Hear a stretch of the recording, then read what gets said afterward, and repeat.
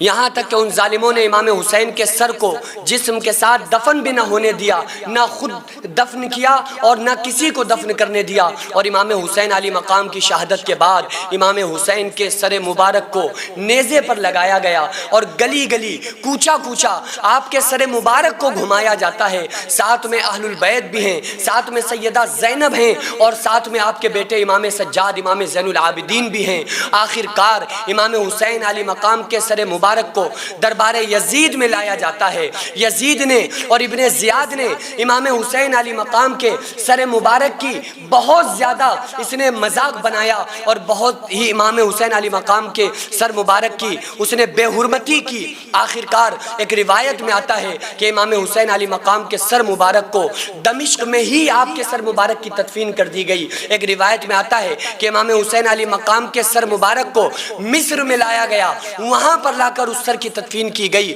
ایک روایت میں آتا ہے کہ امام حسین علی مقام کے سر کو واپس کربلا میں لایا گیا، اور جہاں پر جسم مبارک آپ کا، جہاں پر جسم کی تدفین کی گئی تھی، اسی جسم کے ساتھ امام حسین علی مقام کے سر مبارک کو بھی دفن کیا گیا۔ اور یہ روایت زیادہ مقبول ہے، ورنہ ان ظالموں نے سر مبارک کو جسم سے جدا کرنے کے بعد ان ظالموں نے ان جسموں کو، وہ جسم جن کو رسول اللہ صلی اللہ علیہ وآلہ وسلم بوسہ لیا کرتے تھے، جن کو نبی چوما کرتے تھے، وہ امام حسین کا جسم، جس جسم کو رسول اللہ صلی اللہ علیہ وآلہ وسلم اپنے سر پر اٹھاتے تھے، کبھی اپنے کاندھوں پر بیٹھایا کرتے تھے، کبھی ان کے منہ میں اپنی زبان کو ڈال کر ان کو وہ زبان چسایا کرتے تھے، وہ امام حسین علی مقام کو سر کو تن سے جدا کرنے کے بعد اسی طرح سے آپ کے جسم کو کربلا میں چھوڑ دیا گیا۔ اور یہاں تک کہ ان ظالموں نے امام حسین علی مقام کے جسم کی اور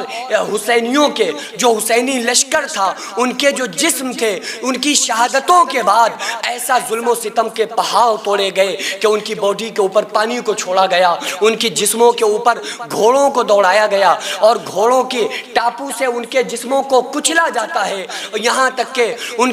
کی جسموں کے اوپر پانی کو چھوڑا جاتا ہے۔ یہ تمام ظلم و ستم ان یزیدیوں نے امام حسین علی مقام کے جسم اطہر کے ساتھ کیے۔ آپ لوگ اپنے پیسے کی برکت اور طاقت دیکھیے، جو آپ تھوڑا تھوڑا تعاون ہر مہینے ان غریبوں کے نام کرتے ہیں، جن کے گھروں میں چولہے نہیں جل پاتے ہیں، جن کے بچے بھوک سے بلک بلک کے سوتے تھے۔ الحمدللہ جو ہماری آغازیہ ویلفیئر سوسائٹی ہر مہینے ان غریبوں کو راشن دینا، ان بیماروں کا علاج کرانا، یہ تمام کام جو ہماری سوسائٹی کر رہی ہے، اور آپ کی ہوئی مدد سے جو ان غریب گھروں میں کھانا بنتا ہے، تو یہ صرف اللہ کا شکر ادا نہیں کرتے ہیں بلکہ ہم تمام لوگوں کے لیے خوب ساری دعائیں کرتے ہیں۔ تو اس لیے آپ سے گزارش ہے کہ ہر مہینے ان لاچاروں، بیواؤں اور بچوں کے لیے اتنے پیسے ضرور نکالیں کہ جس سے ان کا چولہا بجھ نہ پائے اور ہمیشہ وہ لوگ کھاتے پیتے رہیں، اور ہم تمام لوگوں کے لیے وہ دعائیں کرتے رہیں۔ تو آپ لوگ اس سلسلے کو جاری رکھیے، آپ اپنے نام سے، اپنے مرحومین کے نام سے ضرور زیادہ سے زیادہ تعاون کریں۔ اسکرین پر آپ کو جو آغازیہ ویلفیئر سوسائٹی کا اکاؤنٹ نمبر اور اسکینر نظر آ رہا ہے،